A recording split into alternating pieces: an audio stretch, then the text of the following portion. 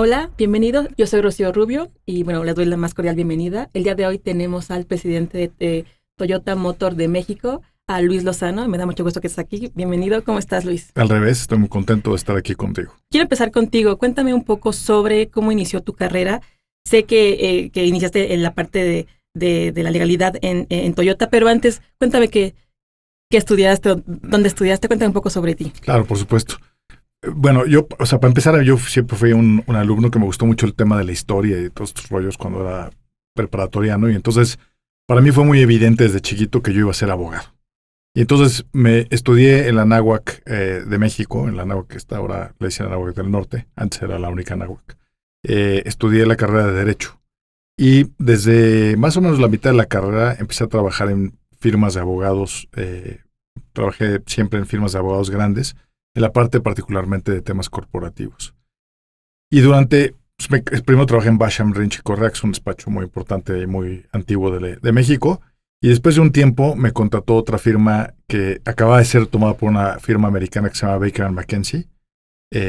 Y pues me contrataron y ahí, digamos, ya fue un poco más mi escuela, ya fue donde me formé como abogado, fue donde tuve mis jefes más rudos y duros y los que me formaron en esta etapa. Pero hay una cosa que siempre me llamó la atención, que fue, como abogado, veías muchos temas de negocios, muchas transacciones, muchas negociaciones, pero a veces tú como abogado no entendía cuál era el sentido del negocio. O sea, por qué se estaba haciendo un contrato de una forma, un contrato de otra forma, o cuál era el objetivo de las cosas. Entonces, para mi siguiente etapa académica, decidí estudiar un MBA en España. Esto ahora se hace mucho y todo el mundo lo hace, pero en ese entonces los abogados no estudiaban MBAs. De hecho, me costó la beca que me tocaba de la firma de abogados. No me la quisieron dar por irme a estudiar un MBA y lo hice en el Instituto de Empresa de Madrid en España. Y a partir de ahí, pues ya regresé, entré a otra firma de abogado que estaba dedicada a, muchas cosas corporativas, pero particularmente necesitaba una persona que se dedicara a una empresa japonesa que acababa de llegar a México que se llamaba Toyota. Y entonces así empecé como abogado externo de Toyota. Y luego de 2 años, a pesar de que, básicamente era externo porque mi oficina estaba en otro lado, pero en el mismo edificio, después de 2 años, en agosto de 2005, me contrató Toyota ya como abogado interno. ¿Cuál sientes que fue la clave que tú desarrollaste como colaborador externo de Toyota? ¿Qué sientes que fue lo que vio Toyota en ti? ¿Cómo sientes que fue tu desempeño? O sea, como alguna cosa que en específico hiciste que te hizo involucrarte cada vez más en Toyota. ¿Fue algo más que tú lo buscaste o que ellos te buscaron para hacer esa alianza ya totalmente? Bueno, fíjate que yo creo que para efectos de los jóvenes que pueden escuchar este podcast, yo lo que les diría es que no es una cosa siempre, o una cosa única. Es muy difícil que solamente una cosa defina tu futuro profesional dentro de una empresa. Yo creo que más bien es un cúmulo de cosas. Y un cúmulo de cosas que se hacen en un sentido. Cuando se hacen en el sentido positivo, un cúmulo de cosas, pues digamos una secuencia de acciones positivas, es cuando empiezas a ver el crecimiento. Y por eso es tan importante la persistencia y la constancia en las carreras profesionales, porque eso es lo que te da. Yo particularmente creo que a Toyota le aporté muchas cosas, porque en ese entonces las empresas de Toyota en México dependen de Estados Unidos, de un corporativo en Estados Unidos. Y mis amigos los americanos tienen una tendencia a ser sabelotodos y a creer que las cosas como se hacen en Estados Unidos se van a hacer en México también, y no forzosamente. Entonces, cuando yo llegué, logré identificar varias cosas que veía yo como un riesgo potencial para Toyota.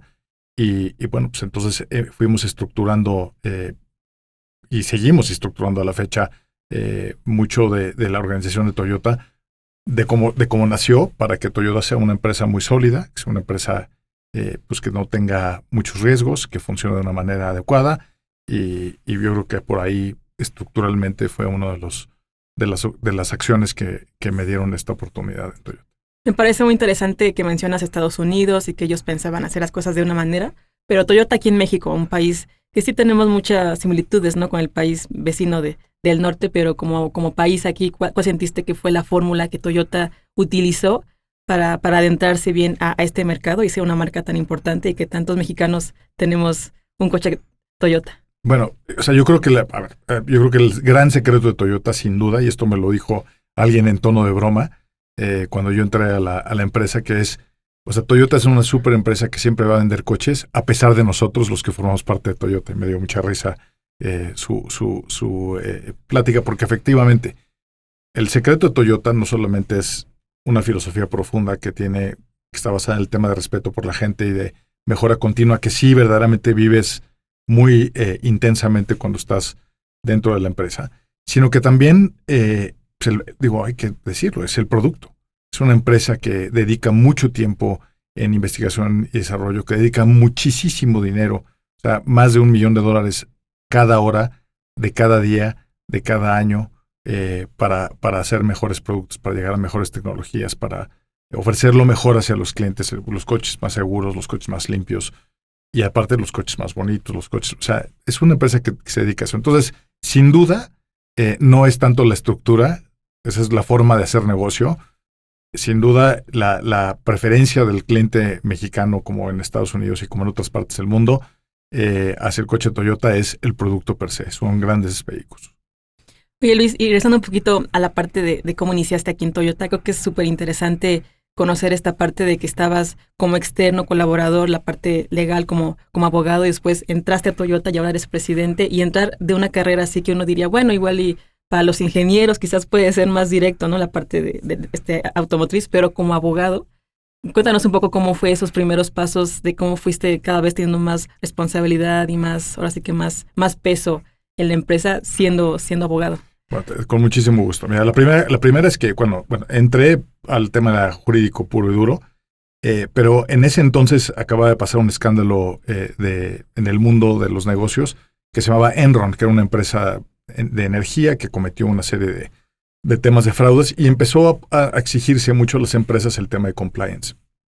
Y entonces empezamos a trabajar en cómo establecer los principios de compliance en México para la empresa, adicional a toda la parte legal.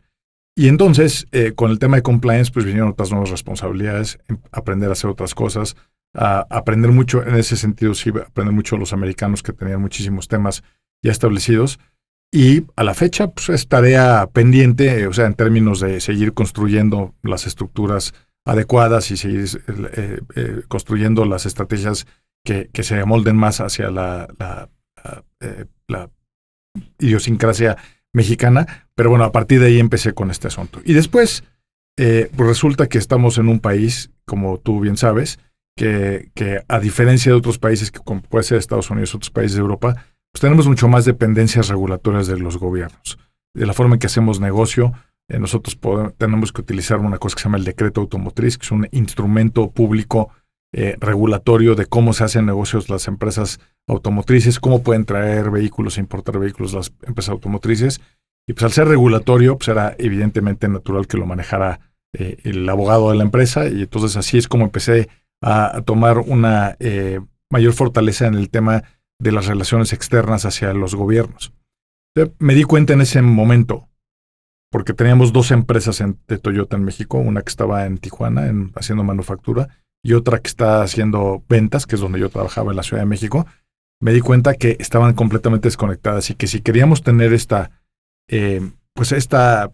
uniformidad en términos de cumplimiento, de cultura, de cómo nos comunicábamos hacia nuestros stakeholders externos, pues lo que tendríamos que hacer es poner una empresa holding, o sea, una empresa arriba para que pudiera coordinar todos esos esfuerzos. Y entonces creé la empresa holding, y eso, digo, como tú sabrás, en las empresas también hay mucha política y siempre es difícil tomar ese tipo de decisiones cuando generas nuevas empresas, etcétera. Tú quieres convencer gente allá, a Estados Unidos, a Japón, en una serie de circunstancias. Y entonces ya creando la empresa holding, que es la empresa que yo presido, podríamos tener una visión un poquito más panorámica de lo que estaba pasando en todos los negocios de la empresa. Y entonces eso fue como generando un poco pues esa necesidad de tener esa visión, digamos, de vuelo de pájaro, como se dice comúnmente, para poder decir qué cosas se hacen en un lado, qué cosas se hacen en otro, y qué es lo que se comunica hacia el gobierno, qué es lo que se comunica hacia los medios de comunicación, qué es lo que se comunica hacia los líderes de opinión, y hacerlo de una manera coordinada. Y eso pues es lo que, digamos, me ha llevado a la posición a la que tengo. cómo procuras, cómo organizas cada parte, o sea, porque entiendo que eres responsable de muchísimas áreas dentro del grupo. ¿Cómo, o sea, qué, digamos, tácticas manejas para tener todo bien organizado? Y si alguna vez tienes como alguna especie de reto importante que nos puedas contar cómo lo sacaste adelante con tanta cosa, ahora sí que encima como responsabilidad. Bueno, muchísimas gracias. Mira, como temas de retos hemos tenido muchísimos, pero ahorita voy a eso. Yo creo que lo principal o el principal consejo que yo daría a cualquier joven es rodéense de gente más inteligente que ustedes.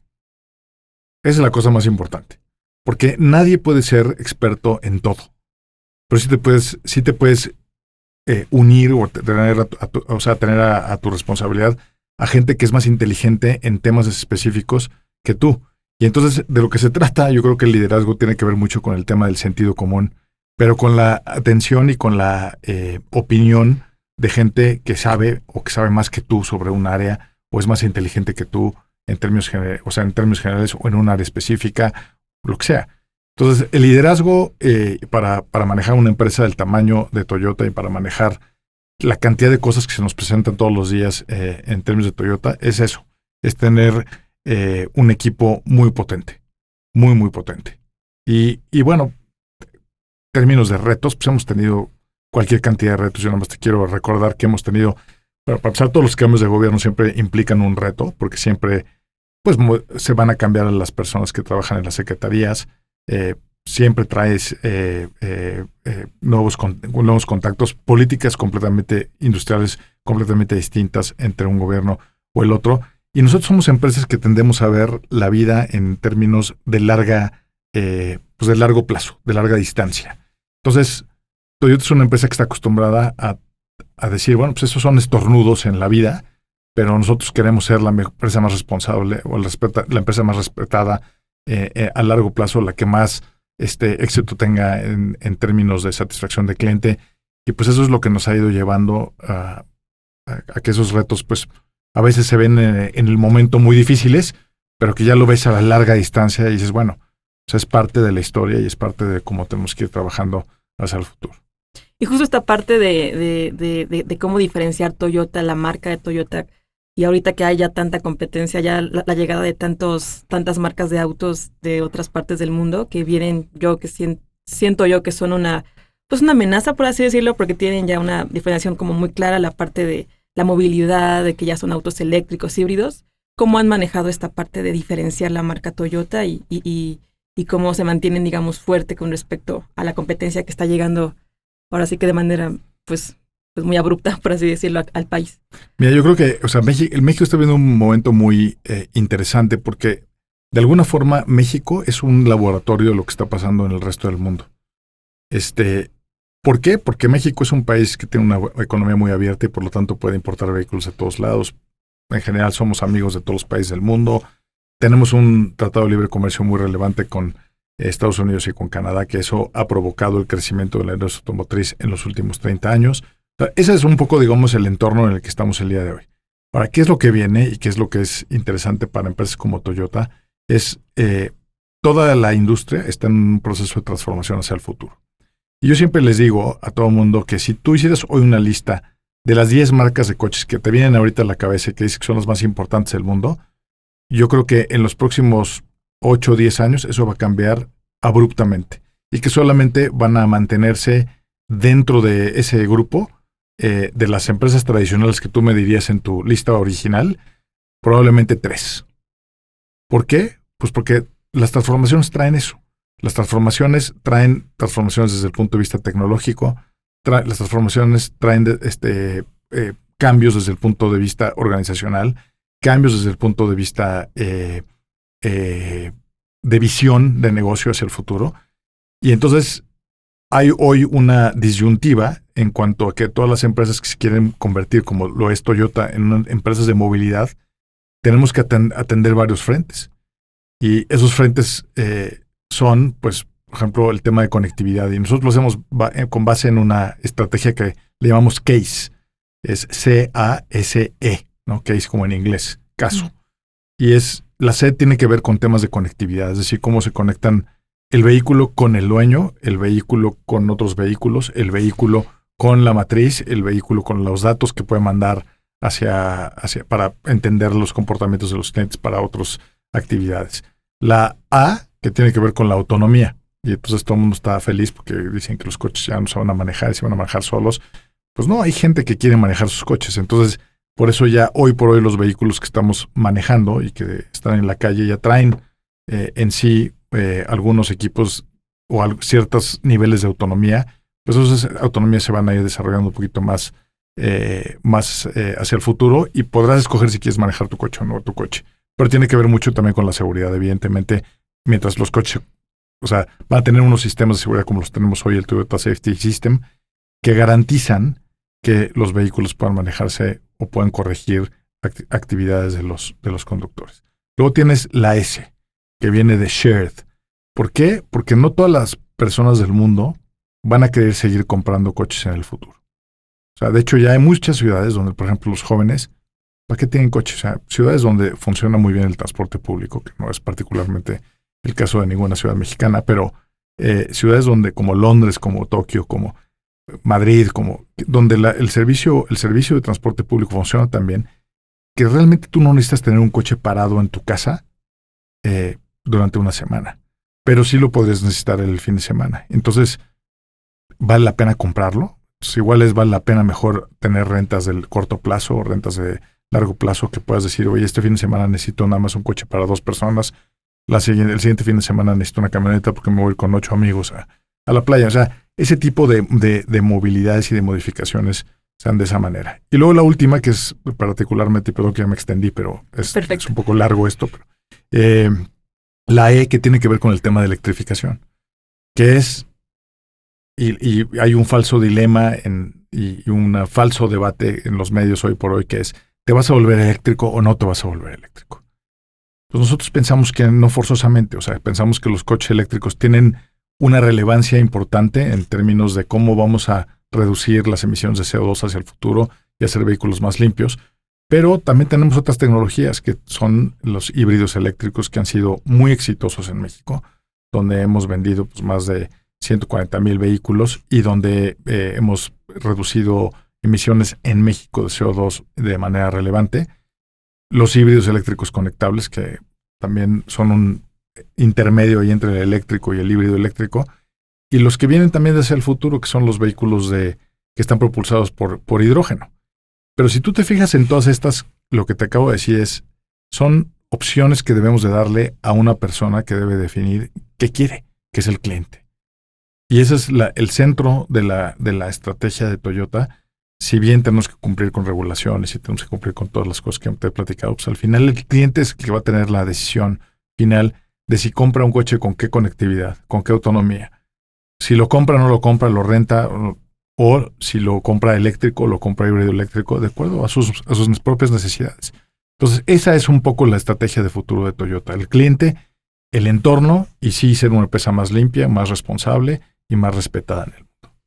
Y esta parte, digo, me encanta todo este plan para que eso, o sea, sea la decisión del cliente, del consumidor, tomar ahora sí que nuestras propias decisiones para saber qué nos conviene de acuerdo a nuestro estilo de vida.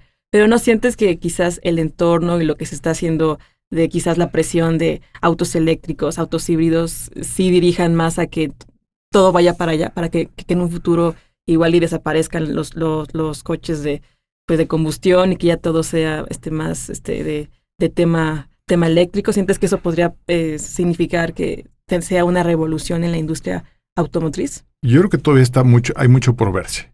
O sea, yo creo que hay muchos países que ya han sido muy agresivos en términos de su regulación. Otra vez, sin tomar en cuenta lo que el cliente quiere o lo que su gobernado en este caso quiera. Pero esos países que se han dicho ya no están prohibidos los vehículos de combustión interna, están prohibidos, hay que irnos hacia lo eléctrico, han visto retos muy importantes en términos del establecimiento de infraestructura, por ejemplo, de temas de recarga. O si el vehículo eléctrico, hoy por hoy, si tuvieras tu vehículo, puros vehículos eléctricos en México, pues los tendrías que cargar, para pesar que, y vamos a suponer que hubiera infraestructura de recargas, pues tendrías que cargarlos con la energía que hoy generamos, y la energía que hoy generamos es 80% sucia.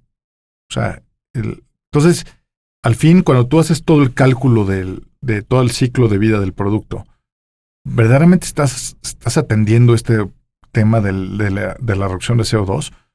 Todo otro dato importante. Los minerales que se requieren para una batería de un vehículo eléctrico pueden usarse para 90 vehículos híbridos eléctricos. Entonces, ¿qué reduce más emisiones de CO2? ¿El vehículo eléctrico o 90 familias usando vehículos híbridos eléctricos?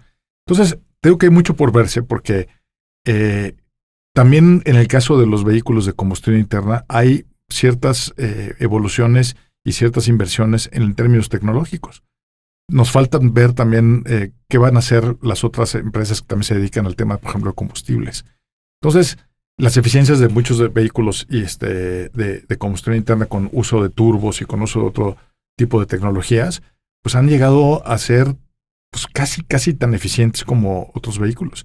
Y recordemos que este mundo pues, tiene todavía muchos países que no son países desarrollados y que la gente no tiene los ingresos suficientes para estar comprando vehículos eléctricos y sin embargo pues, van a tener que seguir comprando vehículos de combustión interna más eficientes, más limpios, porque insisto, ese sigue siendo un goal, pero llevará mucho tiempo todavía, yo creo que la transición completa hacia la cero, la neutralidad de carbono, digamos.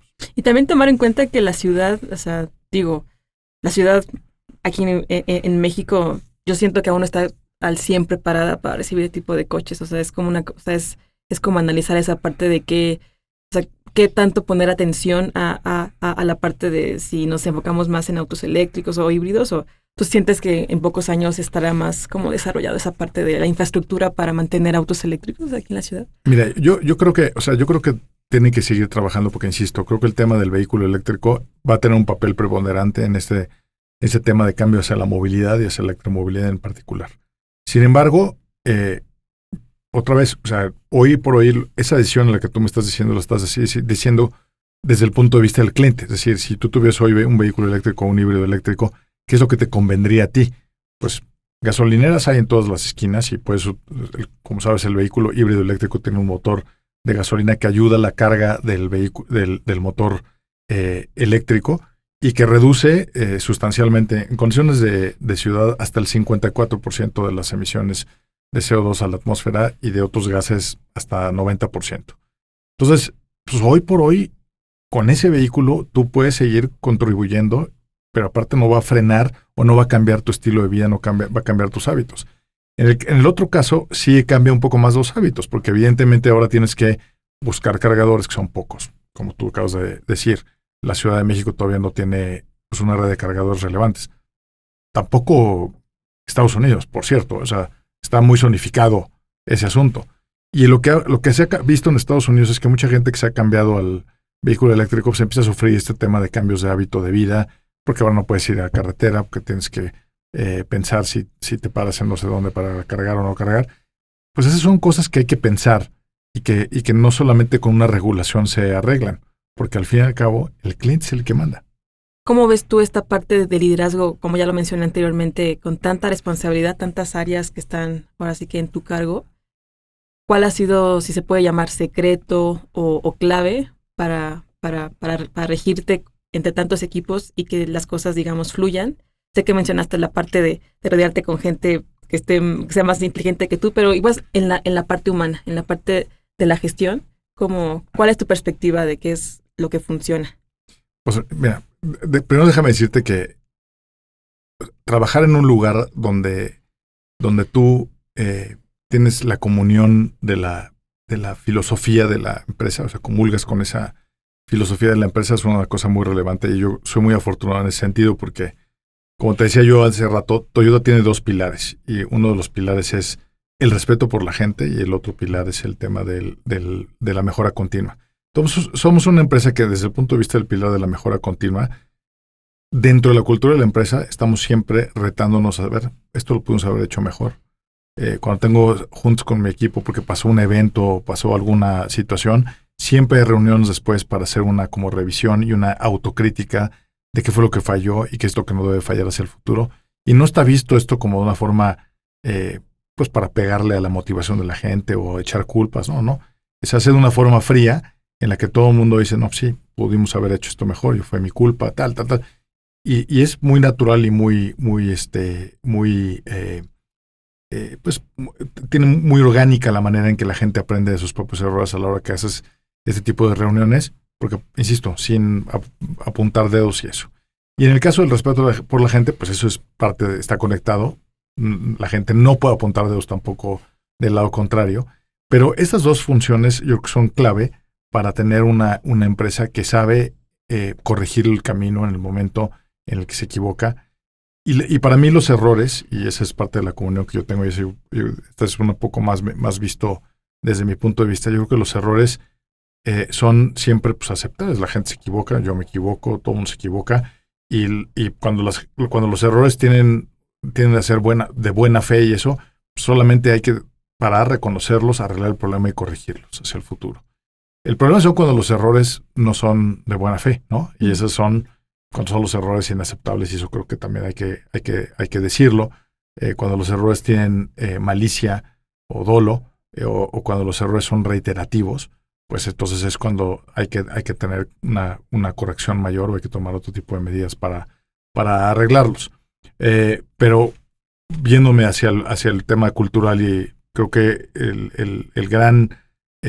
la gran suerte que yo tengo es estar rodeado de un equipazo, probablemente el mejor equipo de la industria automotriz en México, y que la gente es muy profesional y hace su trabajo muy bien, y que nos podamos sentar libremente pues, a evaluar donde nos equivocamos y donde no nos equivocamos. La otra cosa que creo que me diferencia a mí de otros líderes es que yo no soy lo que se conoce como un micromanager. A mí no me gusta estar revisando paso por paso lo que está haciendo la gente. Es muy raro que yo pida a revisión algo previo a que se ejecute. Más bien de lo que se trata es un poco de empezar a poner objetivos, y yo creo que la visión la función de un líder es poner el objetivo y tratar de quitar los obstáculos de enfrente del resto de los colaboradores, para que los colaboradores puedan cumplir con su función y con el fin o el objetivo particular, que de ese objetivo cada quien sea responsable. Entonces, esa yo creo que es un poco así como en términos generales mi visión del liderazgo. ¿Y cómo ves estas nuevas generaciones? No me refiero nada más a los más jóvenes, sino a esta quizás nueva tendencia de como colaboradores, como empleados. Tenemos a veces cierta como que noción de sentirse a veces víctimas, o sentirse a veces que merecemos más, y eso creo que ha sido un paso hacia atrás en mi punto de vista, porque antes se tenía más esta creencia de que okay, el trabajo cuesta, el trabajo duele a veces, y hay que ahora sí que levantarse temprano y trabajar duro, y ahorita es como más bien esta parte de equilibrio, salud mental. ¿Cómo tú lo manejas como líder? ¿Cómo lo maneja Toyota esta nueva tendencia de cómo trabajamos en estos días? Bueno, desde luego cada generación tiene sus propias características particulares, como lo hemos venido viendo desde hace mucho tiempo. Yo creo, yo vengo de una generación, yo soy de la generación X, y yo vengo de lo que llamábamos nosotros el tough love. O sea, si los colegas aquí, seguramente habrá alguien de la escuela de Derecho que nos esté escuchando, si alguien trabaja en una firma de abogados, o sea, y yo les contara lo que me pasaba a mí cuando me regañaban, o sea, que me llegaron a aventar hasta un código en la cabeza un día. Groserías ya ni hablemos. O sea, esa parte del tough love yo creo que es relevante porque te forja, o sea, te templa. Y yo creo que esa templanza pues te ayuda a saber reaccionar después hacia otras circunstancias. En cambio, si te ofendes de todo y te preocupas de más, o etcétera, o no aguantas una serie de circunstancias, pues vas a tener una vida un poco más compleja en el futuro. Yo el consejo que le doy a los jóvenes para mí es que tomen estructura y que aguanten, sean un poco estoicos en esa transición del aprendizaje, en esa transición del proceso de entrenamiento, porque de quien vas a aprender, pues va a ser de la gente que tiene más experiencia. Y la gente que tiene más experiencia, pues te va a corregir. Y bueno, así es la vida. Se aprende de quien más sabe. Sí, no, y es parte de crecer y ser mejor persona, y si el error no lo aprendes ahora, más adelante lo aprenderás y será una lección quizás más fuerte, ¿no? Si no. Completamente. O sea, y eso no quiere decir que no te encuentres a personas en tu camino que te lastimen, o que sean más malos o sea, realmente malos en el sentido de que ni siquiera te trataron de formar, sino que fue maldad pura y dura. O, a ver, la vida es así y la vida va a ser así y se los garantizo que ofenderte el día de hoy por cualquier circunstancia no va a quitar de tu camino a personas que te van a tratar de hacer meter el pie, te van a tratar de porque les caíste mal, porque o sea, eso va a seguir pasando. Lo que sí es importante es cómo llegas preparado a ese momento. Y llegar preparado a ese momento con estoicismo, con dureza y con templanza, creo que son momentos relevantes, son momentos, van a ser momentos más valorados porque vas a saber enfrentarte más hacia esas circunstancias en su momento que si te rompes en cada parte del eslabón de tu carrera, porque pues eso no te va a llevar a nada. Por supuesto, y creo que es un buen momento para resaltar la parte de diversidad e inclusión que tengo entendido que tú has fomentado mucho dentro de Toyota. Cuéntame un poco o sea, cuál es su objetivo dentro de esta parte de diversidad, de inclusión dentro de Toyota. ¿Cuáles son sus objetivos? Bueno, mira, como objetivos, yo siempre me he fijado en un objetivo que es que la gente debe de ser y debe tener su nivel, su crecimiento, su promoción, su función de acuerdo al mérito. Y todo lo demás no debería de ser un factor de análisis ni de cambio. Ni hacia un lado ni hacia el otro, ¿no? Porque también ahora tenemos un poco la tendencia de algunos países, de algunas empresas donde empiezan a poner cuotas de género o empiezan a poner donde no forzosamente estás escogiendo las mejores personas en los mejores puestos y estás igual discriminando de una manera inversa hacia otras personas en particular, hacia ejercer esos puestos. Entonces, para mí de lo que se trata es de respeto absoluto. O sea, cada quien puede hacer lo que quiera dentro del marco regulatorio que existe en el país o en la sociedad y en la convivencia. Cada quien puede definir hacia dónde va su preferencia sexual. Cada quien puede venir de religión que quiera. O sea, todo eso debe ser un tema completamente individual. Y de lo que se debe de ser para que alguien tenga un desarrollo profesional relevante es basarlo puramente en el mérito. Entonces, mérito y respeto para mí son los dos valores más relevantes en términos de diversidad e inclusión. Creo que es importante resaltar eso porque ahorita hay una guerra cultural civil que le llaman en Estados Unidos, donde es más bien la parte de, bueno, vamos a cubrir ciertas vacantes y tienen que ser mujeres o gente de color, etcétera, pero aquí en México todavía como que sí se está dirigiendo un poco eso a la parte de la inclusión forzada, pero creo que eso haría más un daño no solamente a la empresa, porque no estás, digamos, recibiendo a los mejores, sino como a la sociedad, porque entonces, ¿cuál es ¿cómo decirlo? ¿Cuál es nuestro ánimo o más bien nuestro impulso a ser mejores y ya sabemos que van a contratar a cierto tipo de personas? Creo que eso representa más bien un riesgo, ¿no? Como comunidad de trabajadores en México, hacer algo así. Completamente de acuerdo contigo. O sea, porque es que de alguna manera aparte estás haciendo pues una discriminación indirecta. O sea, a la hora, o sea, al final es quién tiene el mérito para estar y se le respeta toda su condición de ser humano y su condición individual para estar donde está. Ese debe de ser a donde tenemos que llegar todos en términos sociales en cualquier parte de la humanidad. El forzar esas cuotas o el forzar que ciertas funciones o que lo único que provoca son distorsiones. Y yo me acuerdo cuando estudié mi maestría que decía un maestro de estrategia, hablaba de los rankings universitarios de ese entonces, estoy hablando por ahí del 2000, que ya empezaban a ser relevantes tener a ciertas personas de ciertas condiciones para poder tener un mejor ranking global. Y no era, y él lo decía, el profesor Álvarez de Novales decía, es que no estamos escogiendo al mejor científico en esta materia o al mejor comunicólogo en esta materia, estamos escogiendo a una persona por su condición de vida para que cuando venga un calificador diga, ¿tú cuántas personas de tales condiciones tienes? Y entonces, pues tantas.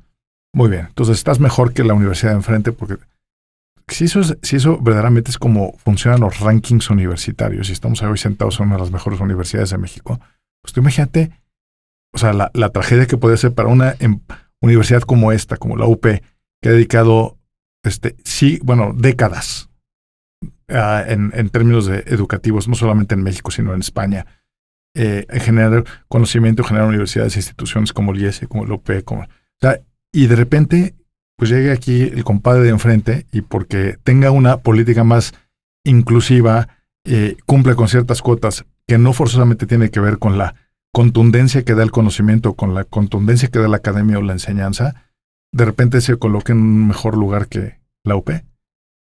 Pues que ya no estamos midiendo entonces las cosas como deben de medirse. Justo, sí, se vuelve algo injusto y es como, sí, o sea, es de analizar y de evaluar, ¿no? Que nos conviene más como individuos, por supuesto, y a las empresas también. Y ahora que mencionas la UP, me gustaría preguntarte que, o sea, ya hablamos de la parte de la templanza, de estar preparados para los golpes de la vida, tanto en el ámbito laboral como en la parte personal, pero a los estudiantes, ya sea que están ahorita a nivel de preparatoria o en las carreras, ¿qué les dirías que fueran haciendo desde ahorita? Como, o sea, digamos algunas quizás materias como en específico, ¿no? ¿Saben qué? Váyanse capacitando en esta parte, enfóquense en esto, educación continua, y también como la parte más de la personalidad, de forjarse quizás un carácter más fuerte, porque allá afuera la realidad como que te pega y es algo que hay que estar listos. ¿Qué les dirías a los alumnos que puedan ir haciendo desde ahora para que al salir tengan más herramientas? Pues mira, yo lo dividiría desde dos puntos de vista. El primero, de las materias a las que podrían dedicarse en el futuro, que yo veo, y la otra, que se la dejo de segundo, y la otra es la que tiene que ver con el individuo. Yo le digo a los jóvenes de hoy, hay una tendencia también a que los jóvenes hoy salen de las universidades y ya no trabajan en lugares. O sea, ya no quieren ser empleados. Quieren poner porque esa es una tendencia general del mundo, o sea, porque quieren poner su startup, quieren poner su podcast, quieren aprender y eso, pues bueno, muchos han tenido éxito, sí, y muchos sobre todo porque han sido pioneros en estas etapas, han sido muy relevantes, pero por ejemplo en el caso de las startups, a mí me ha tocado lidiar desde el punto de vista personal con un par de startups, y cuando conoces a los chavos, y te das cuenta que nunca han trabajado para alguien, nunca han tenido jefe, nunca han tenido estructura, es una cosa relevante para la vida. Y les hubiera funcionado mejor para el startup haber tenido cierta experiencia sobre una estructura para llegar al momento que llegaron. Entonces, yo lo que les digo a todos los jóvenes es, trabajen un rato, tengan jefe, tengan a alguien que les enseñe, porque aparte de trabajar cuando son jóvenes, básicamente trabajas echando a perder el dinero de otras personas. Porque cuando te equivocas y eso, pues no es, o sea, estás trabajando. Sí. Entonces, yo les sugiero que trabajen porque la estructura sí es importante, o sea, la puntualidad, la responsabilidad entre las entregables, o sea, todo eso es relevante en la vida y se va, la verdad es que lo van a agradecer. La segunda cosa es sigan estudiando, o sea, sigan leyendo. Yo creo que el tema del estudio y de las carreras tradicionales va a cambiar en el futuro cercano, porque es cierto que ya no se tiene que saber tanto de tantas cosas y se tiende ahora a ser más especializado y a saber un poco más profundamente de poco, y eso es lo que está pasando en otras etapas del país. Pero bueno, después de la carrera, pues ahí siempre están la posibilidad de especializarte en distintos temas y en distintos factores. Yo sugiero que lo hagan en otras partes del mundo, porque también creo que el aprendizaje de otras sociedades y la forma en que se vive en otras sociedades del mundo, pues también los va a enriquecer desde el punto de vista personal y va a enriquecer después, si deciden regresar a México, pues a la propia sociedad mexicana, porque pues eso es lo que ha estado pasando en los últimos años o los últimos 30 años de que hemos tenido gente que ha tenido la oportunidad, como lo tuve yo, de salir del país hacia esto. Ahora, en términos de las carreras particulares, bueno, pues yo creo que es muy cambiante lo que está pasando. Yo ayer leía un artículo que me sorprendió, o sea, que decía, bueno, es una persona que se supone que sabe, es un futurólogo de Estados Unidos y esto, la verdad es que ahorita no me acuerdo su nombre, pero decía, la inteligencia artificial viene por los matemáticos. Y entonces me quedé así pensado, porque siempre han dicho, ¿no? La matemática es como un tema universal que siempre tendrá un futuro. Bueno, estos elementos cambiantes de pronto de la inteligencia artificial, pues nos va a poner muchísimos retos. Pero yo creo que siempre va a haber, muchos datos en el futuro. Entonces la segregación de datos y el diseño y la organización de datos debe ser una carrera relevante. Pues tema de baterías. O sea, las baterías es la forma en la que podemos guardar la energía y eso va a seguir funcionando independientemente si los coches van eléctricos o no eléctricos. O sea, las baterías van a tener, cada día tenemos más cosas que requieren energía eléctrica y por lo tanto el tema de las baterías va a ser un tema relevante. El tema de los drones va a ser muy relevante también hacia el futuro. Y yo creo que hay una parte en la cual México tiene una gran oportunidad, que es el tema de hidrógeno. El hidrógeno va a ser la fuente de energía del futuro. Y el hidrógeno pues puede tener muchísimas oportunidades, insisto, para México, porque somos un país muy grande, somos muy rico de muchas cosas, y los procesos tecnológicos, estamos al lado de Estados Unidos, o sea, podemos aprender mucho de la tecnología del hidrógeno. Yo creo que el tema de hidrógeno hacia los ingenieros, yo creo que es un tema muy interesante. Me gustaría dividir la última pregunta en dos partes. Primero es preguntarte cómo encuentras inspiración en tu vida para el trabajo, para el día a día, para tus objetivos de todos los días. ¿Cómo encuentras tú la inspiración, ya sea dentro de ti, dentro de la gente que te rodea? ¿Y cómo inspiras al equipo que te rodea también? Hijo, esa segunda pregunta yo creo que te la deben de contestar ellos. No sé yo ahí qué tanto los inspiro, cómo los inspiro. Mira, la verdad de las cosas que a mí me gusta mucho hacer ejercicio en la mañana. Me despierto todas las mañanas, muy temprano, hago mucho ejercicio. Me gusta porque me vuelvo más, o sea, me energiza, ¿cómo se diría? Me da más energía todas las mañanas y pues la verdad es que con eso llego completamente potenciado hacia el día. La verdad es que me gusta mucho la empresa en la que trabajo, me apasionan mucho los temas en los que veo.